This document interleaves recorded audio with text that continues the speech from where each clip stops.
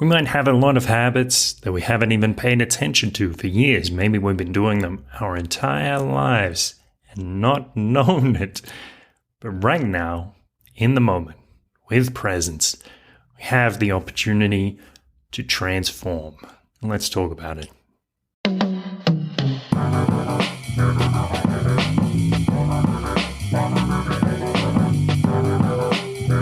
This is a beautiful thought. Welcome, everybody. Welcome. I'd like to talk to you about letting go of habits. So, of course, Lord Buddha said to us, let go of habits that do not serve you, which is kind of interesting. It sounds like such an obvious thing, like stop doing stuff that isn't good for you. It should be obvious. And it seems like it might even be easy. But part of the reason it's such a great piece of advice, even though it's so simple, seems so obvious, because it actually implies a couple of things. It implies something like this prerequisites for this little piece of wisdom. The first thing is that you need to know how to let go of something, which, maybe for a Buddha that's easy, but for the rest of us, going step by step, we need to learn how to do something like that. The second part is things that don't serve you, habits that don't serve you. It's not always easy to know which habits actually serve us. We need to exercise some discernment and build some skills in order to do that. But let's talk mainly about the first part of that, about the letting go process. So I'm at a point in my life where I don't want to go walking around the street looking at women, even though it's kind of, it's kind of a nice thing to do. It's enjoyable, but it's not something I want to do in my life because I'm trying to stay more focused on a certain path, let go of these certain sexual habits. So I want to stop checking out women. All right. Now, when I'm walking down the street, of course, I live in Guadalajara. It's like some of the most beautiful women in the world, possibly. Certainly the most beautiful in Mexico. And sometimes I'll notice a cute woman in my periphery, and if I'm conscious, if I'm present, I will actually feel the momentum of my previous habits. It's like almost visceral.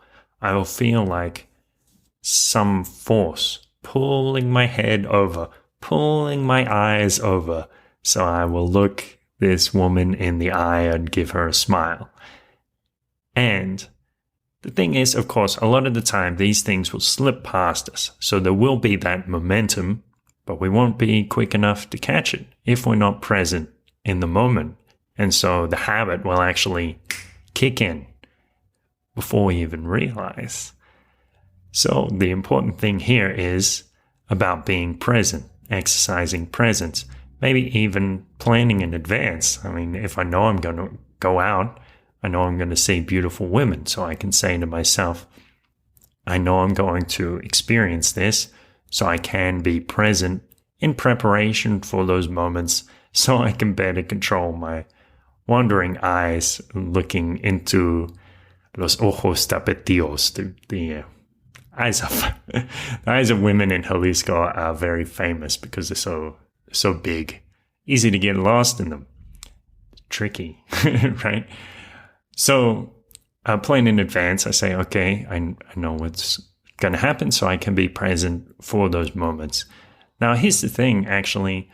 A lot of the time, being present is enough to change our habits, because just bringing those things into awareness means that they have the potential to change. When we are aware of that momentum of the habits, then we can just let them go, or they just start to slip away, almost as if we just simply relax our hands and the chalk or the pen falls to the ground. Sometimes it's really that simple to let go of a habit. It's not the case all the time. So sometimes I turn to certain techniques from cognitive behavioral therapy. So things like I ask, what is the underlying belief? What is the assumption? And I would say it's something like I should, or I must, or just I'm going to look at women. Or, it's enjoyable to look at beautiful women, make eye contact, smile at them and with them. And so I will do it. These are the underlying assumptions. So a lot of the time, the beliefs about our actions are subconscious. They're not conscious, they're not unconscious. It's not like something like a heart rate or something. Heart rate, normally unconscious. It's a process that we can't access consciously. It's something a bit more like the breath. So we can let our breath continue normally without thinking about it, but we can also become conscious of our breath and begin to control it or just observe it. So with beliefs, it's similar. It's on this liminal boundary, we could say. So by asking ourselves, what is my belief? What is my assumption around this process? Or even what's my thought pattern? Sometimes that can be revealing.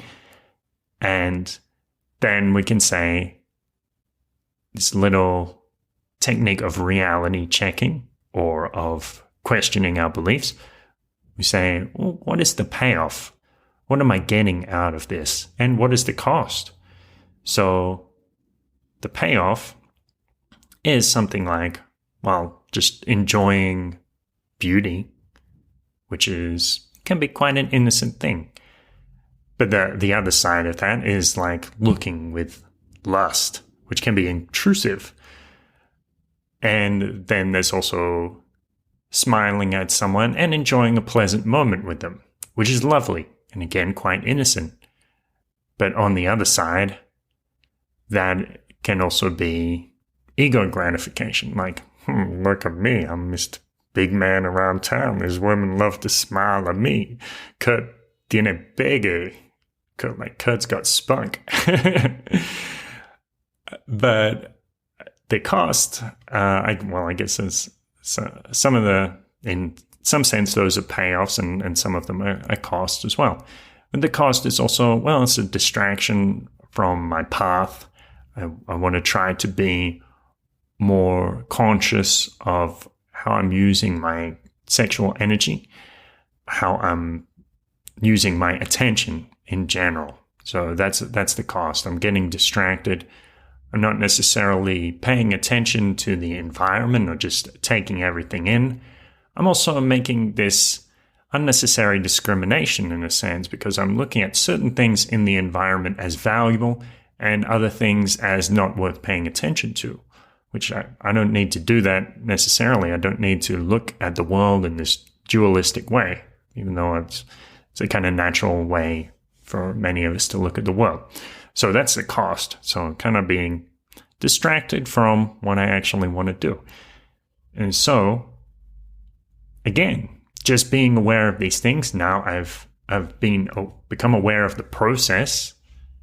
I've become aware of the underlying assumptions, and I've also started to analyze or discern them a little bit to figure out whether this is actually a good idea.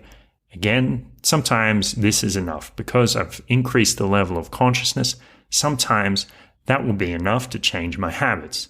But as I like to say, insight plus action equals transformation, which is a phrase that I put together after reading Jared Egan's The Skilled Helper, because he talks a lot about this dichotomy between insight and action. So then the question is like, what action can I take? Well, I can do something simple like journaling.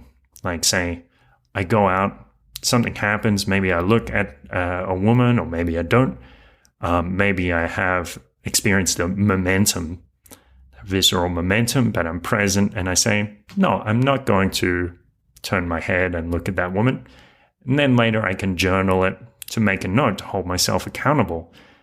And it doesn't necessarily matter if I fail or succeed on any given day, Because, again, it's more about the consciousness. Being aware of one's own habits can begin that process of change, especially taking some action about it, writing something, or trying to create a new habit. For example, if I'm about to look at a beautiful woman, well, I could instead try to take in my entire environment and be aware of what's going on around me. Change the habit, take action, act on the insight. So that's the idea. This is how, or there's a few ways how. Of course, there's many ways to do things, many ways to have success. But these are a few ideas when you're trying to let go of a habit that no longer serves you. Thanks for listening. Have a wonderful day, and thank you for developing yourself in these small ways that improve your life, that bring you into more focus and enjoyment and spiritual development, shall we say. Have a wonderful day. Adios. A beautiful thought. Thank you for listening. Feel free to send this episode to a friend and give them a little note, a little reason why they might enjoy it. Feel free to jump on the website, beautifulpodcast.com. Join on Patreon, get early access to other episodes that will blow your mind and send you into a state of spiritual bliss. And most importantly, have a good time.